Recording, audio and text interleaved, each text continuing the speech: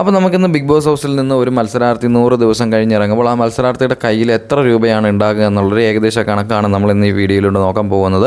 ആദ്യമേ തന്നെ പ്രൈസ് മണിയിൽ നിന്ന് തുടങ്ങാം. ഇത്തവണത്തെ പ്രൈസ് മണി എല്ലാ വർഷത്തെയും പോലെ 50 ലക്ഷം രൂപ തന്നെയാണ്. പക്ഷേ ചെറിയ മാറ്റങ്ങളുണ്ട്. 7ന്റെ പണി ആയതുകൊണ്ട് തന്നെ ഇത്തവണ മത്സരാർത്ഥിക്ക് ലഭിക്കുന്നത്, അതായത് 100 ദിവസം നിൽക്കുന്ന ഒരു മത്സരാർത്ഥിക്ക് ലഭിക്കുന്നത് 43 ലക്ഷം രൂപയാണ്. കാരണം എന്ന് പറയുന്നത് ഈ ആഴ്ചയിലെ ബിഗ് ബാങ് ടാസ്കിലൂടെ തന്നെ മത്സരാർത്ഥികൾ 7 ലക്ഷം രൂപയോളം നേടിയിരുന്നു. അതിനാൽ തന്നെ 50 ലക്ഷത്തിൽ നിന്ന് 7 ലക്ഷം പോയി കഴിയുമ്പോൾ ബാക്കിയുള്ള 43 ലക്ഷം രൂപയാണ് പ്രൈസ് മണി. ഇനി അടുത്ത് നോക്കാനുള്ളത് TDS ആണ്, ടാക്സ് ഡിഡക്റ്റഡ് ഫ്രം സോഴ്സ്. അതായത് ഈ കിട്ടുന്ന പ്രൈസ് മണിയിൽ നിന്നും ഇത്രയും ദിവസം നിന്ന പൈസയിൽ നിന്നുമൊക്കെ ഗവൺമെന്റിലേക്ക് ടാക്സ് ആയി എത്ര രൂപ പോകുമെന്ന് നോക്കാം. TDS ആയതുകൊണ്ട് തന്നെ ബിഗ് ബോസിന്റെ ഓർഗനൈസർ ഈ ടാക്സ് എമൗണ്ട് ഡിഡക്റ്റ് ചെയ്തിട്ടായിരിക്കും മത്സരാർത്ഥികൾക്കായി ഈ തുക കൈമാറുന്നത്. അതായത് 43 ലക്ഷം രൂപ നേടുന്ന ഒരു മത്സരാർത്ഥിക്ക് ആ തുക മുഴുവനായും കയ്യിൽ ലഭിക്കുകയില്ല.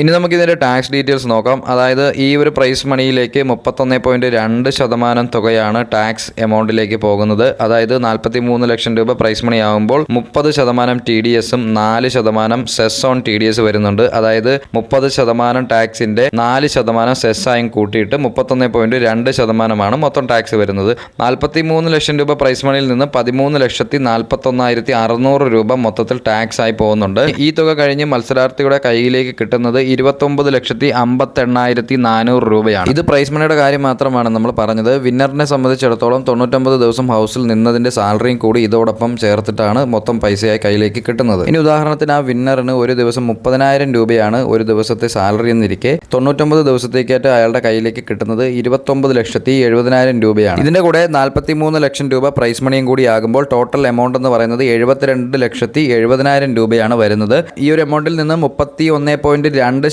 ടാക്സ് കട്ടാവും. അതായത് 19,56,240 രൂപ കട്ടാകുന്നതാണ്. അപ്പോൾ മൊത്തം തുകയായി ലഭിച്ച 72,70,000 രൂപയിൽ നിന്ന് ടാക്സ് എമൗണ്ടിലേക്ക് പോയ 19,56,240 രൂപ കുറച്ചു കഴിഞ്ഞാൽ ഏകദേശം 53,13,760 രൂപ. അപ്പോൾ ഇത്രയും രൂപയാണ് 30,000 രൂപ പെർ ഡേ സാലറി ഉള്ള ഒരാൾ ടൈറ്റിൽ വിന്നർ ആയാൽ അവരുടെ കയ്യിലേക്ക് എത്തുന്നത്. ഈ വീഡിയോ നിങ്ങൾക്ക് ഇഷ്ടപ്പെട്ടെങ്കിൽ ചാനൽ സബ്സ്ക്രൈബ് ചെയ്യാനും വീഡിയോ ലൈക്ക് ചെയ്യാനും മറക്കരുത്.